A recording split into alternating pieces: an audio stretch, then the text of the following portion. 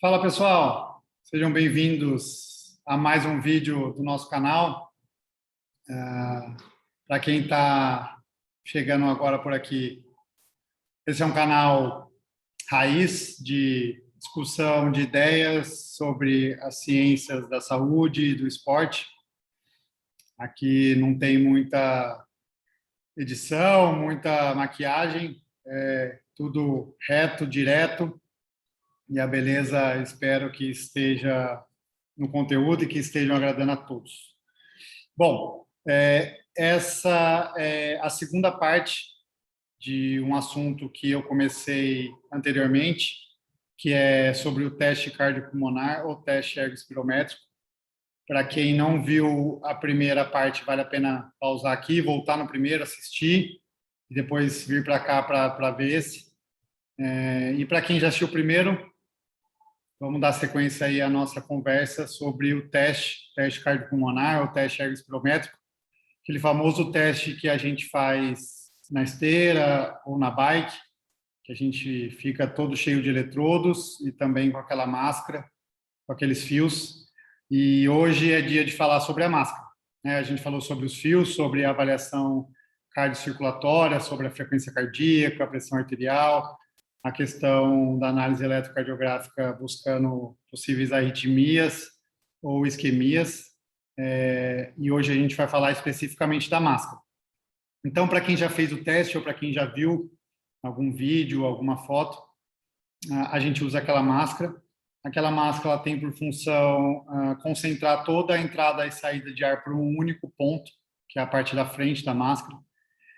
E aquela parte da frente, ela tem um analisador que tem 3 sensores, e esses 3 sensores, ele tem primeiro um sensor de fluxo, um fluxômetro, e a função desse fluxômetro é aferir a quantidade de ar que entra e sai em cada inspiração e expiração, e também controlar aí a frequência respiratória, a frequência que a gente inspira e expira por minuto.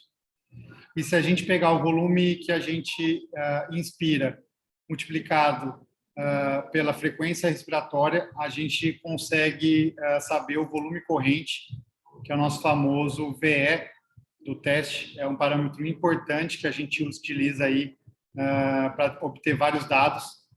Então, com esse fluxômetro, a gente acaba tendo uma análise da questão pulmonar envolvida no teste. A gente sabe o volume corrente, a gente sabe a frequência respiratória, a gente sabe a quantidade de ar que entra e sai. E como o teste é progressivo, como eu falei no primeiro vídeo, a gente consegue ver se esses volumes eles aumentam conforme a demanda, uma maior necessidade de obtenção de energia, uma maior necessidade de ventilação, e se esse aumento ele se comporta de uma maneira esperada ou se tem alguma alteração que pode nos preocupar no sentido de ter alguma doença pulmonar, seja ela restritiva, seja ela alguma coisa relacionada propriamente a parte de troca gasosa. Então, eu vou abrir aqui o quadro branco, o famoso quadro branco de rascunho, e aí a gente parte para essas discussões. Vamos lá. Prazer. Então, voltando aqui, a gente estava discutindo sobre o teste cardiopulmonar, né? E aí esse teste cardiopulmonar, a gente tem a variação cardiocirculatória, que foi o tema da última aula, e a variação metabólica, que é o que eu comecei a discutir. Dentro da variação metabólica, tem a parte pulmonar, que foi a que eu acabei de discutir com vocês, que através do fluxômetro a gente acaba obtendo o volume corrente e a frequência respiratória, e com isso a gente tem VE, que é um parâmetro bastante relevante para as nossas discussões. E, além disso, a gente tem outros 2 sensores ali na nossa máscara. Um sensor é um analisador de oxigênio, de O2, e um outro sensor é um sensor de gás carbônico, CO2. E esses 2 sensores vão nos dar 2 parâmetros importantes, que é o famoso VO2 e o VCO2, que não é tão conhecido assim. E se a gente juntar os dois, a gente acaba tendo um valor chamado R. Isso, para quem tem mais conhecimento e mais prática, ele é o famoso quociente respiratório, um parâmetro importante que a gente usa, mas que eu não consigo abordar muito aqui especificamente. Então, a gente vai ter o VO2, o VCO2, o R, o VE, que eu citei anteriormente, além da frequência cardíaca, que é o parâmetro que eu discuti no nosso último vídeo. E com esses 5 parâmetros, a gente consegue ter grandes informações sobre o nosso teste. Além disso, a gente sabe que a gente tem o PET-O2 e o PET-CO2, também são fatores importantes. Então, todos esses dados, mais para quem é da parte da fisiologia que entende e que sabe do que eu estou falando.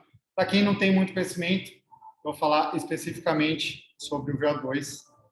E o VO2, apesar dele ser bastante famoso e ser famoso por ter um charme diante dessa variável, ele nada mais é do que o consumo de oxigênio. Esse V tem uma bolinha em cima que eu acabei de fazer, e esse V com bolinha, ele significa consumo.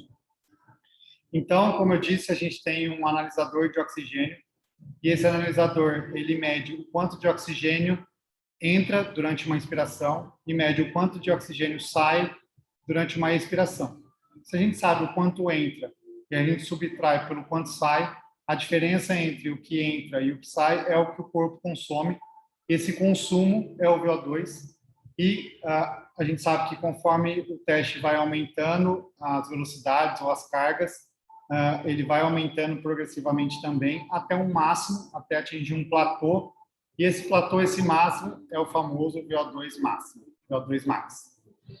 E esse VO2 max é um parâmetro bastante importante dentro das ciências da saúde e dentro das ciências do esporte, da fisiologia do exercício, porque, primeiro, ele é um parâmetro de capacidade aeróbia. Então, a gente sabe que a performance em esportes de predomínio aeróbio, esportes de endurance, o VO2 ele é um fator determinante no desempenho esportivo. Então, atletas com VO2 maiores tendem a ter melhores desempenhos quando comparados a atletas de VO2 menores. O treinamento esportivo, propriamente dito, ele tem por função melhorar essa nossa capacidade aeróbica, melhorar esse nosso VO2 máximo. E também o VO2 máximo, ele é um parâmetro utilizado dentro da medicina, dentro da ciência da saúde, como fator prognóstico em muitas doenças cardiocirculatórias e também em indivíduos até mesmo saudáveis. A gente sabe que indivíduos com VO2 maiores têm maiores expectativas de vida, e a mortalidade ela tem uma relação interessante com indivíduos que têm um VO2 máximo menor. Então, ele é uma variável bastante utilizada e bastante comum, e ela traz informações bastante relevantes. Um ponto interessante é que o VO2 máximo, VO2 max, um pontinho, ele sofre influência de alguns fatores, e é os que eu queria trazer aqui para vocês. O primeiro deles, envolvidos nas variáveis que influenciam o VO2 máximo, a questão do gênero. Então, a gente classicamente sabe que homens têm um VO2 mais alto do que mulheres, de maneira geral. Outro fator que influencia diretamente é a questão da idade.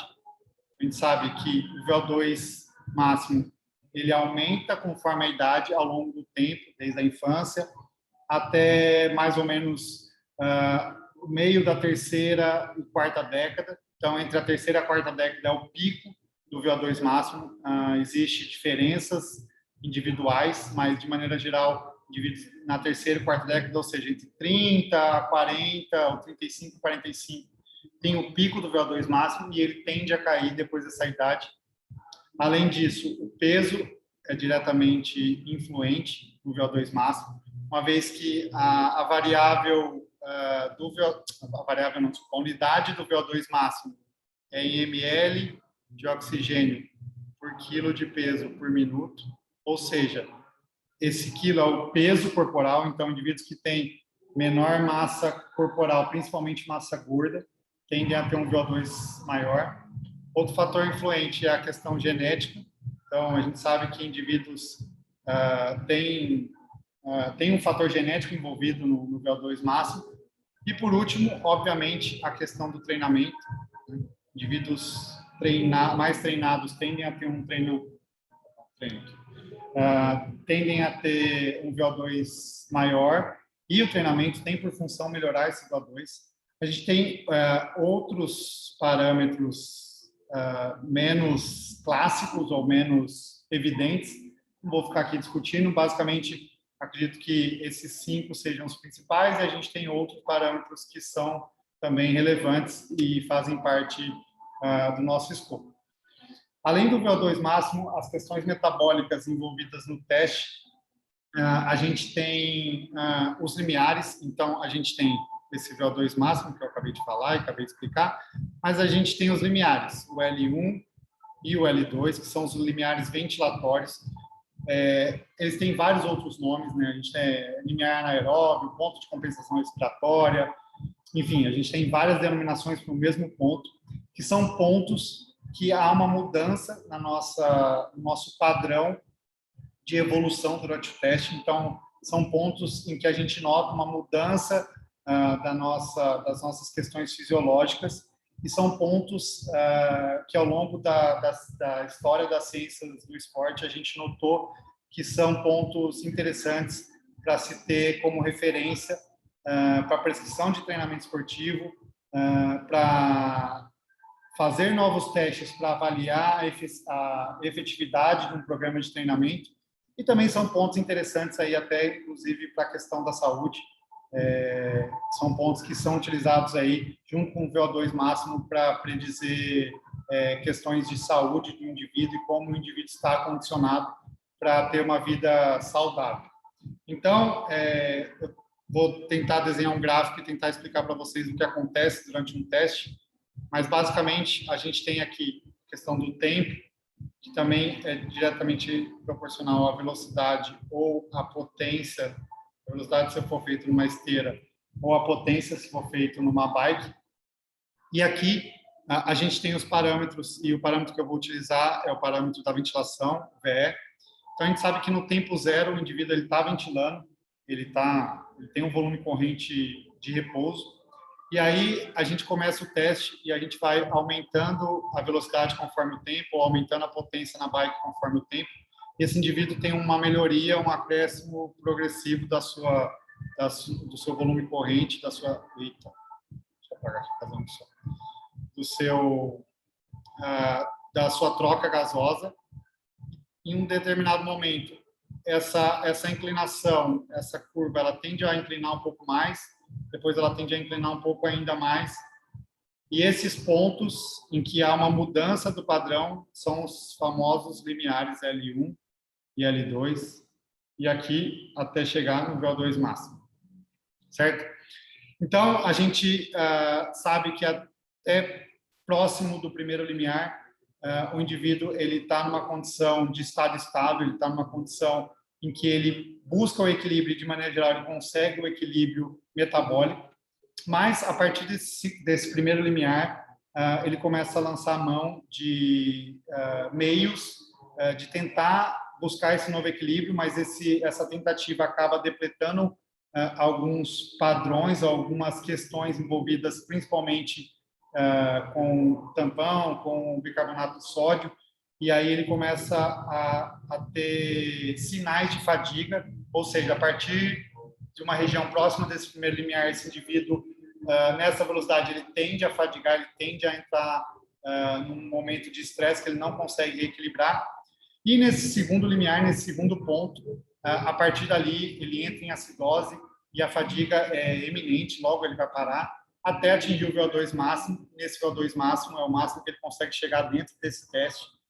E a gente sabe, e é importante a gente definir esses limiares e também esse VO2 máximo, porque, primeiro, a gente pode comparar esses pontos com o VO2 máximo, ou seja, quantos por cento do primeiro limiar está o VO2 máximo, e o segundo limiar, a gente determinar se o indivíduo está bem condicionado, está bem treinado, E, além disso, a gente consegue dividir esse teste em 5 zonas. Então, a gente tem zonas aqui, zona 1, zona 2, zona 3, zona 4, zona 5, e aí, às vezes, até tem outras zonas, 6, 7, 8, enfim.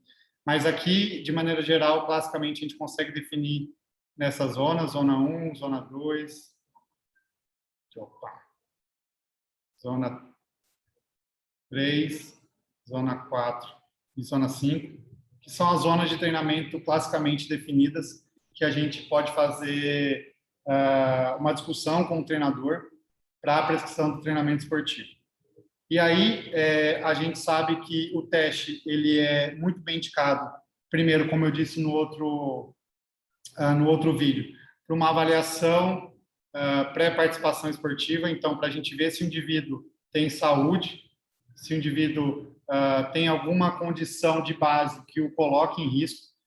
Mas ele tem uma outra grande função, que é uma função de avaliação do condicionamento ou da capacidade condicionamento ou capacidade aeróbia desse indivíduo, aeróbia.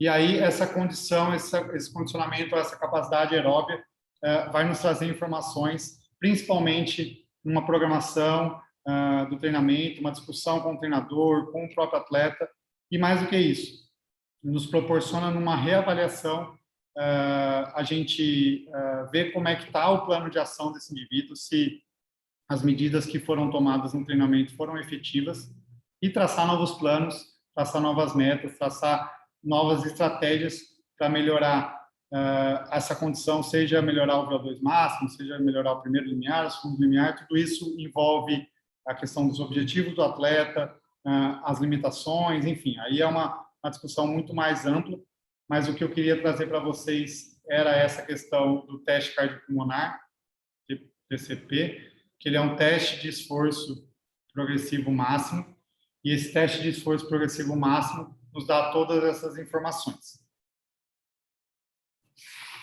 Era isso que eu tinha para dizer.